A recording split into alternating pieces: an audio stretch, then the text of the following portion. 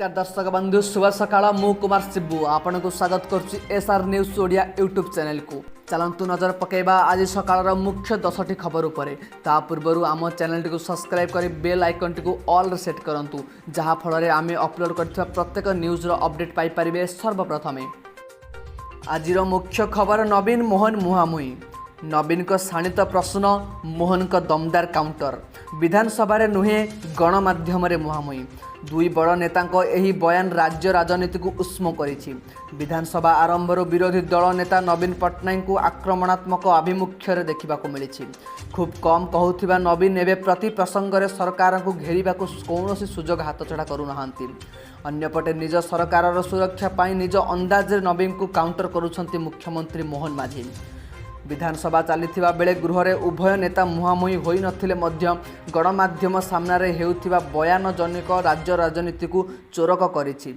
विगत किछि दिन तले रथयात्रा रे बड़ ठाकुरंक आपण पहंडी अघटन प्रसंग में ओडिशा अस्मित कथा उठाई आरंभ होइथिला चिट्ठी राजनीति। नवीनक चिठी तुरंत जवाब देते मुख्यमंत्री। सही भली राज्यपाल पुओ एएसओ को माड़ मारिबा घटना रे सरकार को घेरी नवीन। दोषी विरोध में तदंत करा जाई कार्यानुष्ठान नियाजिबो बोली स्पष्ट करथिले सरकार। गत किछि दिन तले हेबो आलू दर वृद्धि सरकार को अड़ुआरे पकईथिबा बेले विरोधी दल नेता भावे नवीन आलू जोगाइबाकू पश्चिमबंग मुख्यमंत्री ममता बनर्जी को चिठी लिखिथिले। जहाकू नहीं मुख्यमंत्री मोहन माझी स्पष्ट भावे कहिसंती मु चिठी लेखारे विश्वास करे नाही। एपटे विधानसभा आरंभ पूर्व विरोधी दल नेता नवीन को भेटी नुआ परंपरा सृष्टि करथिले मुख्यमंत्री मोहन माझी, जहाँ संकेत देउथिला एथर विरोधी और शासकों मिलित प्रयास रे विधानसभा सुरुखुरुरे चलिबो।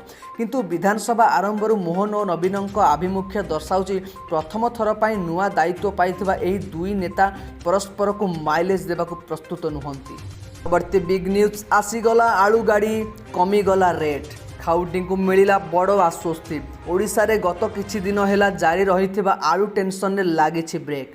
पूर्वर जो दर में बिक्री होउथिला एबे पुणी समान दर को फेरी आसीछि, जहाकू नहीं खाउटी एबे बड़ आश्वस्ति पाइछंती। पश्चिम बंगरू आलू ट्रक पूर्व भली आसीबा आरंभ होइछि। एबे राज्य रे आवश्यक परिमाण रे आलू मौजूद अछि, जहाँ फल रेट मध्य कमिछि। पूर्व भली दर नियंत्रण रे रहिछि। राज्य रे आलू दर नियंत्रण रे रहिछि। वर्तमान आलू दर 30 टंका भितर रहिछि बोली कहिसंती खाद्य जोगाण मंत्री कृष्णचंद्र पात्र।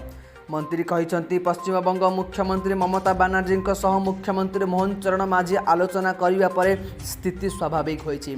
मंत्री कहिसंती पूर्व परि पश्चिमबंगरू स्वाभाविक भावे आलू गाड़ी आसुछि। सबु गोदाम भर्ती होई रहिछि। अत्यावश्यक सामग्री दर वृद्धि नहीं गतकाली 450 स्थान रे रेड करा जाइथिला। आगकू शीतल भंडार करा जिबा सह किपरि ओडिशा स्वावलंबी होई परिबो से नहीं सरकार पदक्षेप नेउछंती। परवर्ती खबर विश्वर तृतीय बृहत्तम अर्थनीति रे परिणत हेबो भारत।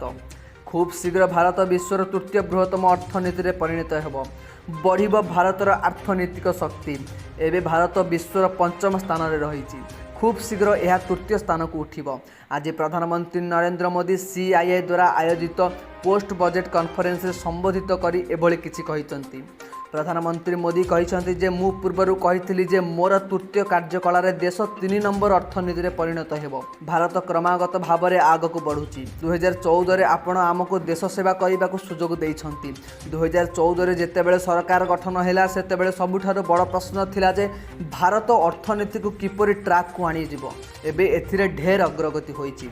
प्रधानमंत्री आहुरी कहिसंती पूंजीगत व्यय 10 वर्ष मध्य 5 गुण बढ़ी 11.11 लाख रे पहुंची सारिलानी। गत 10 वर्ष मध्य मंत्रणालय रे आवंटन सरकार रेकर्ड वृद्धि पाइथिबा बेले टिकस हार सर्वनिम्न स्तर रे पहुंची। भारत प्रत्येक क्षेत्र में अर्थनीति उपर ध्यान देउछि। पूर्व सरकार तुलन में आम सरकार रेल बजेट को 8 गुण वृद्धि करिसंती, राजपथ बजेट को 8 गुण वृद्धि करिसंती, कृषि बजेट 4 गुण एवं प्रतिरक्षा बजेट 2 गुण अधिक वृद्धि करा जाइछि। परवर्ती खबर सावधान सरकारी चाकरिया। सरकारी चाकरियांक बाई बड़ खबर। एणिकी ड्यूटी रे खिलाफ करि परिबेनी सरकारी चाकरिया। अति कम रे 7.5 घंटा काम करिबाकू पड़िबो। 4 घंटारू कम समय ऑफिस रे काम करथिले से दिन अनुपस्थित बोली धराजिबो। सेहीपरि 4 घंटारू अधिक 7.5 घंटारू कम हेले हाफ डे बोली धराजिबो। आसवा और जीवा समय बायोमेट्रिक सूचित करेंगे, अर्थात केतेबेले ऑफिसरू बाहर को जीवे केतेबेले आसीबे से सबू बायोमेट्रिक रे सूचित करने को पड़ो। ବାହାରିବା ସମୟ ସୂଚିତ ନଥିଲେ ଅନୁପସ୍ଥିତ ଧରାଯିବ। ସବୁଠୁ ବଡ଼ କଥା ହେଉଛି ଆଉ ଡ୍ୟୁଟି ସମୟକୁ ଠକି ପାରିବେନି ସରକାରୀ ଚାକିରିଆ। ଦିନ 10ଟା ଠାରୁ ଅଫିସରେ ଉପସ୍ଥିତ ରହିବେ କର୍ମଚାରୀ। ଅଫିସ ପହଞ୍ଚିବାକୁ ଅଧଘଣ୍ଟା କୋହଳ ମିଳିବ। ଏହା ସବୁବେଳେ ଲାଗୁ ହେବନି, କେବଳ ଜରୁରୀ ପରିସ୍ଥିତିରେ ମିଳିବ ଅଧଘଣ୍ଟା କୋହଳ। ଏନେଇ ରାଜ୍ୟ ଅର୍ଥ ବିଭାଗ ପକ୍ଷରୁ ବିଭାଗୀୟ କର୍ମଚାରୀଙ୍କୁ ନିର୍ଦ୍ଦେଶ ଦିଆଯାଇଛି। ପରବର୍ତ୍ତୀ ଖବର, ମାଡ଼ି ଆସୁଛି ମହାବାତ୍ୟା। ସାରା ଦେଶରେ ଜାରି ରହିଛି ମୌସୁମୀ ବର୍ଷା। ଏହି ସମୟରେ ଏକ ଷ୍ଟଡି ରିପୋର୍ଟ ବଡ଼ ବାତ୍ୟାର ପୂର୍ବାନୁମାନ କରିଛି। National institute of oceanography report ଅନୁସାରେ କେରଳ ଉପକୂଳରେ ଅକ୍ଟୋବର ନଭେମ୍ବର ଆଡ଼କୁ ଅନେକ ବଡ଼ ସାମୁଦ୍ରିକ ଝଡ଼ର ଆଶଙ୍କା ରହିଛି। ଏହାଛଡ଼ା ପଶ୍ଚିମବଙ୍ଗ ଉପକୂଳରେ ଅଗଷ୍ଟ ଓ ସେପ୍ଟେମ୍ବରରେ ପ୍ରବଳରୁ ଅତି ପ୍ରବଳ ବର୍ଷାର ଆଶଙ୍କା ରହିଛି। ମୌସୁମୀ ଫେରିଯିବା ପରେ ଆରବ ସାଗରରେ ଏହି ବାତ୍ୟା ସଂଖ୍ୟା ବଢ଼ିବ।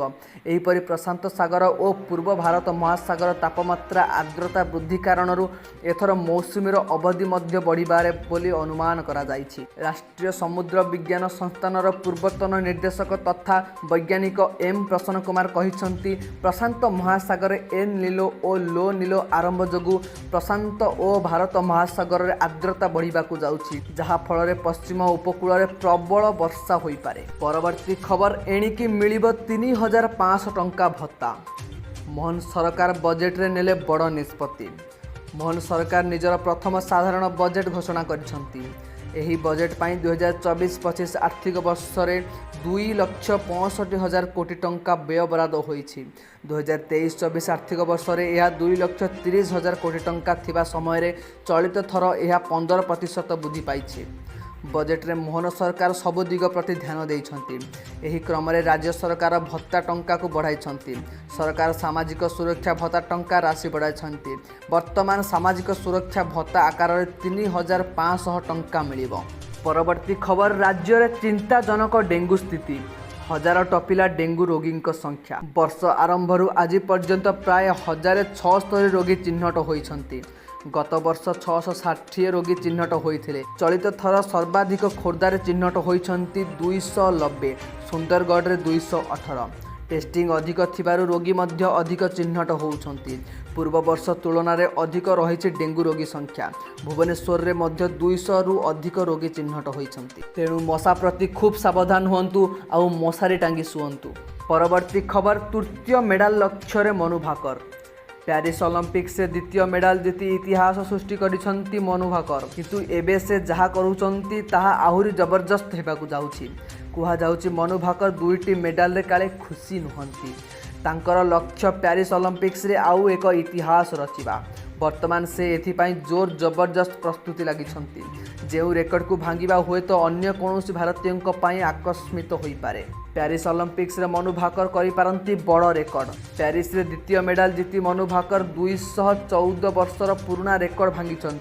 ସେ 1900 ଅଲିମ୍ପିକ୍ସରେ ନର୍ମାନ ପ୍ରିଚର ଜିତିଥିବା 2ଟି ସିଲଭର ମେଡାଲ ପରେ 2ଟି ଅଲିମ୍ପିକ୍ସ ପଦକ ଜିତିବା ଭାରତୀୟଙ୍କ ମଧ୍ୟରେ ପହଞ୍ଚି ରେକର୍ଡ କରିଛନ୍ତି। ବର୍ତ୍ତମାନ ପ୍ୟାରିସ୍ ଅଲିମ୍ପିକ୍ସରେ ସେ 224 ବର୍ଷ ପୁରୁଣା ଇତିହାସଠୁ ଆଗରୁ ଯିବାର ଏକ ସୁଯୋଗ ତାଙ୍କ ପାଖରେ ଅଛି। ପରବର୍ତ୍ତୀ ଖବର, ପ୍ରତି ଘରକୁ ଦିଆଯିବ 75,000 ଟଙ୍କା। ଗ୍ରୀନ୍ ଜବ୍ ସେକ୍ଟର ପାଇଁ ରୋଡ୍ ମ୍ୟାପ୍। ବଜେଟ୍ ପରେ ମଙ୍ଗଳବାର ପ୍ରଧାନମନ୍ତ୍ରୀ ନରେନ୍ଦ୍ର ମୋଦି ଭାରତୀୟ ଶିଳ୍ପ ସଂଘକୁ ସମ୍ବୋଧନ କରି ନୂଆ ନୂଆ ସ୍ୱପ୍ନ ଦେଖାଉଛନ୍ତି। ପ୍ରଧାନମନ୍ତ୍ରୀ ସୂର୍ଯ୍ୟ ଘର ଯୋଜନା, ଗ୍ରୀନ୍ ଜବ୍ ସେକ୍ଟର ପାଇଁ ରୋଡ୍ ମ୍ୟାପ୍ ଓ ଇଭି ପାଇଁ ପଦକ୍ଷେପ ନିଆଯାଉଛି ବୋଲି ମୋଦି କହିଛନ୍ତି। ପିଏମ୍ କହିଛନ୍ତି, ଆମ ଭାରତରେ ଗ୍ରୀନ୍ ଜବ୍ ସେକ୍ଟର ପାଇଁ ଏକ ରୋଡ୍ ମ୍ୟାପ୍ ପ୍ରସ୍ତୁତ କରିଛୁ। ଆମେ ଗ୍ରୀନ୍ ହାଇଡ୍ରୋଜେନ୍ ଇଲେକ୍ଟ୍ରିକ୍ ଭେହିକିଲ୍ ପରି କେତେଗୁଡ଼ିକ ପ୍ରୋତ୍ସାହିତ କରିଛୁ। ପ୍ରଧାନମନ୍ତ୍ରୀ ସୂର୍ଯ୍ୟ ଘର ଯୋଜନା ଅଧୀନରେ ସରକାର ପ୍ରତ୍ୟେକ ଘରକୁ 75,000 ଟଙ୍କା ଦେବାକୁ ଯାଉଛନ୍ତି। ଏହି ନିଷ୍ପତ୍ତି ଦେଶର ଏକ ବିପ୍ଳବ ଆଣିବ ବୋଲି ପ୍ରଧାନମନ୍ତ୍ରୀ ନରେନ୍ଦ୍ର ମୋଦି ସୋମବାରରେ ଦିଲ୍ଲୀର ବିଜ୍ଞାନ ଭବନରେ ICAR ଆୟୋଜିତ କରିଥିବା ଜର୍ଣ୍ଣି ଟୁୱାର୍ଡସ୍ ବିକଶିତ ଭାରତର ଉଦ୍ଘାଟନୀ ଅବସରରେ ଏପରି କହିଛନ୍ତି ମୋଦି। ପ୍ରଧାନମନ୍ତ୍ରୀ ଆହୁରି କହିଛନ୍ତି ଯେ ଭାରତରେ ବିତ୍ତଶାଳୀ କମ୍ପାନୀଗୁଡ଼ିକ ଦେଶ ଅଭିବୃଦ୍ଧିର ପ୍ରମୁଖ ଚାଳକ। ମୁଁ ଭାରତକୁ ଏକ ବିକଶିତ ଭାରତ ବୋଲି ପ୍ରଶଂସାୟିତ କରିବି। तो दर्शक बंधु जदि आपको आम भिडियोटी भल लगी थाए आम भिडियोटी को गोटे लाइक कर चैनल को सब्सक्राइब करूँ एवं bell notification to all set करूँ जहाँफल आम अपलोड कर प्रत्येक भिडियो अपडेट पाइपर आप सर्वप्रथमे।